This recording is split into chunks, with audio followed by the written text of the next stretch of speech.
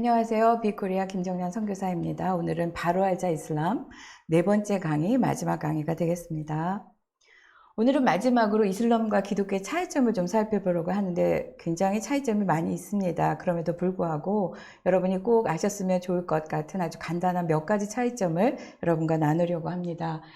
첫 번째, 이제 이슬람이 말하는 하나님의 속성입니다. 이슬람에서는 하나님의 초월성을 이야기합니다. 창조주 알라와 피조물 사이에 존재하는 본질적인 차이를 굉장히 강조하기 때문에 하나님의 형상으로 창조됐다는 개념은 이슬람에 없습니다. 그 다음에 두 번째는 하나님의 자비에 대해서 굉장히 많이 강조를 하는데, 하나님의 이름이 이슬람에 99개가 있어요. 근데 그 99개 이름 가운데 자비로우신 분이라는 개념이 굉장히 두드러지고, 하나님의 사랑이라는 개념은 거의 없습니다. 꾸란의 중심 사상이 아니에요. 하나님이 사랑이시다는 개념은. 그 다음에 99개의 이름, 제가 앞에서 말씀드린 것처럼 그 99개 이름 가운데에도 사랑이라는 개념은 없습니다.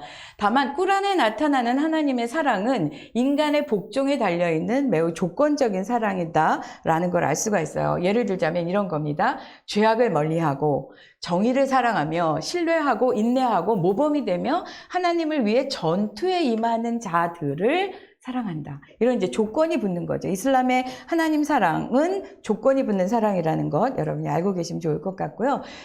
삼위일체에 대한 이슬람의 이해도 기독교와 많이 다릅니다. 하나님이 셋 중에 하나라 하고 말하는 그들은 불신자이라. 하나님 한 분 외에는 신이 없거늘 만일 그들이 말한 것을 단념하지 않는다면 그들 불신자들에게는 고통스러운 벌이 가해지리라. 이제 꾸란에 그런 내용들이 나와 있고요.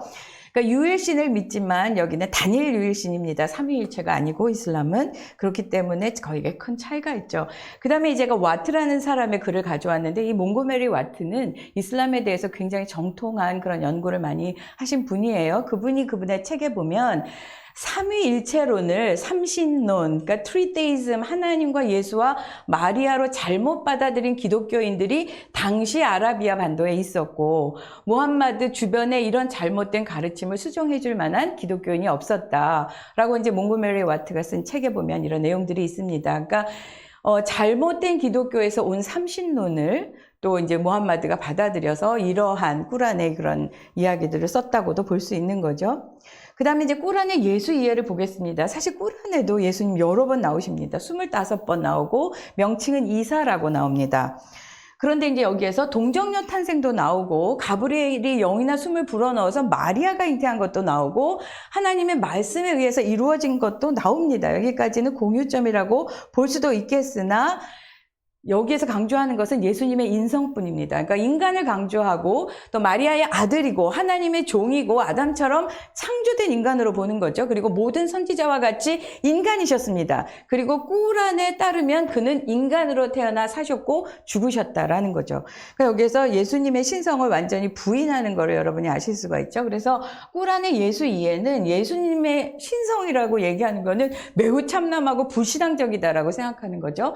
하나님의 아들이라는 개념, 성육신 삼위일체를 모두 거부한다는 거 여러분이 알고 계시면 좋겠고요. 그 다음에 예수님의 이적도 꾸란에는 나옵니다. 그런데 그거는 하나님의 허락에 의해, 말씀에 의해, 지시에 의해서 행한 거지 어떤 예수님의 어떤 신성을 그런 나타내시기 위해서 행한 기적이라는 이야기는 전혀 없습니다. 그 다음에 또 한 가지는 십자가 순환을 부정합니다. 여기에는 이제 여러 가지 이유가 있는데, 예수를 통한 구원론을 받아들이지 않기 때문에 그렇고, 인간의 원죄를 인정하지 않습니다. 이슬람은. 그렇기 때문에 구속의 필요를 느끼지 않는 거죠. 원죄가 없으니까. 그래서 예수를 통한 구원론을 이슬람에서는 받아들이지 않습니다.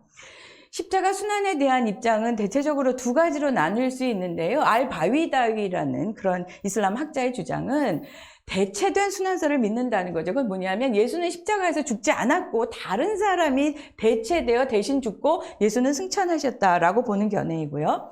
두 번째는 아흐마드파의 주장은 뭐냐면 십자가형에 처했으나 죽지는 않았다라는 거죠. 근데 그럼 이 사람들이 왜 이런 생각들을 하게 됐느냐 하면 배경은 이렇습니다. 전능하신 알라가 그분의 선지자에게 십자가형이라는 수치를 당하게 두지 않으셨을 거다라는 믿음과 또 하나는 이슬람은 대속을 인정하지 않습니다.